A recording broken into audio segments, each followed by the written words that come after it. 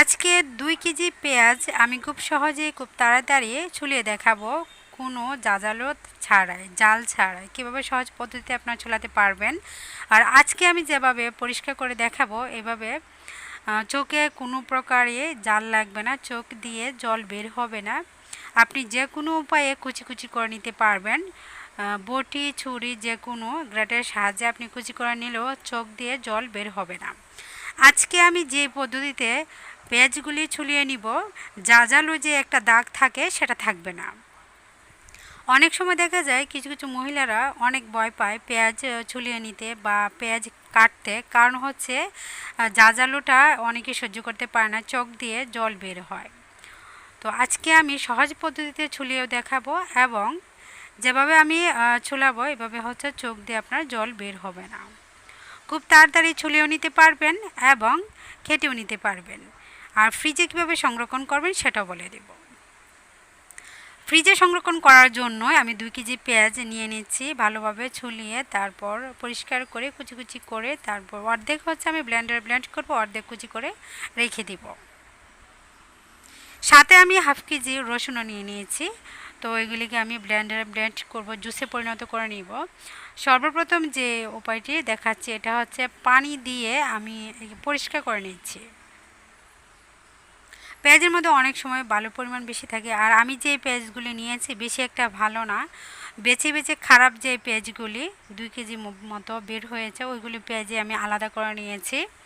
পেঁয়াজ যখন আপনি সংরক্ষণ করবেন মাঝে মাঝে নষ্ট যে পেঁয়াজগুলি আলাদা করে রেখে তারপর আপনি ডিপ ফ্রিজে কিন্তু সংরক্ষণ করতে পারবেন। অনেকগুলি একসাথে নিলে খুবই কষ্ট হয়ে যায় যে ছুলানো, তারপর হচ্ছে কুচি কুচি করা, ব্লেন্ডারে ব্লেন্ড করা, তো অনেক ঝামেলা মনে হয়। তো আজকে আমি যে পদ্ধতিতে ছুলানো দেখাবো আপনার কোনো কষ্টই হবে না, খুব সহজে আপনি ছুলিয়ে নিতে পারবেন।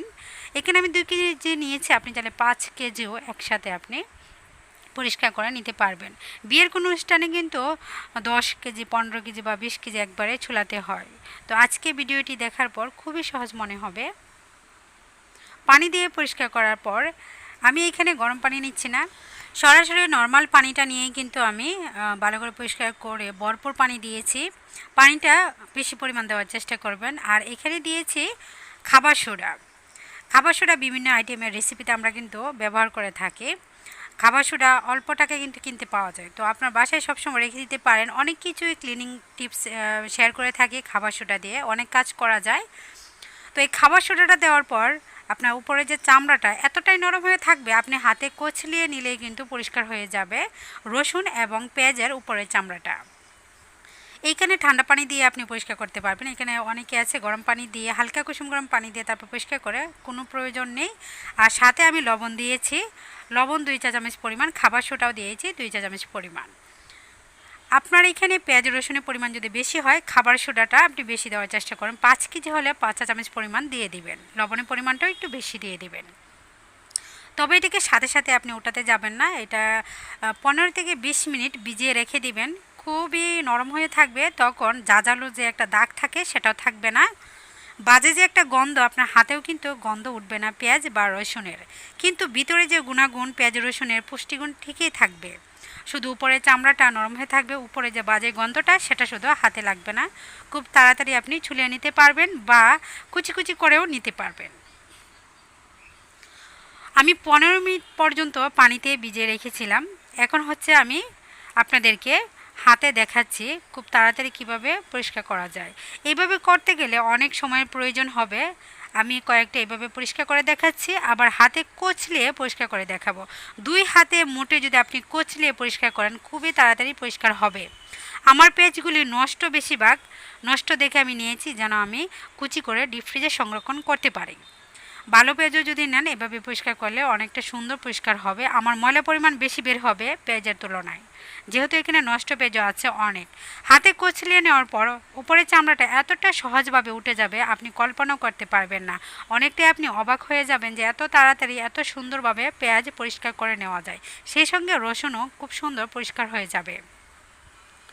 উপরের চামড়াটা যেটা শক্ত আছে হাত দিয়ে একটু একটু করে নিলে দেখবেন অটোমেটিক উঠে যাচ্ছে। এইভাবেই সম্পূর্ণ পেঁয়াজ আর রসুনটাকে আমি পরিষ্কার করে নিচ্ছি। পেঁয়াজ রসুন পরিষ্কার করার পর আমি হচ্ছে ডিপ ফ্রিজে কুচি কুচি করে অর্ধেক আমি পলিথিন ব্যাগে ভরে রাখবো, আর অর্ধেক আমি ব্লেন্ডারে ব্লেন্ড করে যে কোনো প্লাস্টিকের বয়মে ভরে রেখে দেবো। যখন ইচ্ছে তখনই কিন্তু পেঁয়াজ আর পেঁয়াজের পেস্ট বের করে আপনি রান্নায় ব্যবহার করতে পারবেন, কোনো সমস্যা হবে না। দেখুন হাতে কচলে পরিষ্কার করার পর কতটা সুন্দরভাবে পরিষ্কার হয়ে গিয়েছে। আর এখন কিন্তু একেবারে জাজালো নেই, আপনি যে কোনো উপায়ে কেটে নিলেও আপনার চোখে জল আসবে না বা জাজালো একটা ভাব থাকবে না। খুব সুন্দর কিন্তু পরিষ্কার হয়ে গিয়েছে। যারা ভয় পান, পেঁয়াজের দাগটা সহ্য করতে পারেন না, তারা আমার এই আজকের ভিডিওটি ফলো করতে পারেন, আশা করছি অনেক উপকারে আসবে। দেখুন অনেকগুলি ময়লা বের হয়েছে পেঁয়াজ রসুন থেকে, তো অনেকটা পেঁয়াজ নষ্ট হচ্ছিল, সেজন্য পেঁয়াজের ময়লাটা বেশি বের হয়েছে।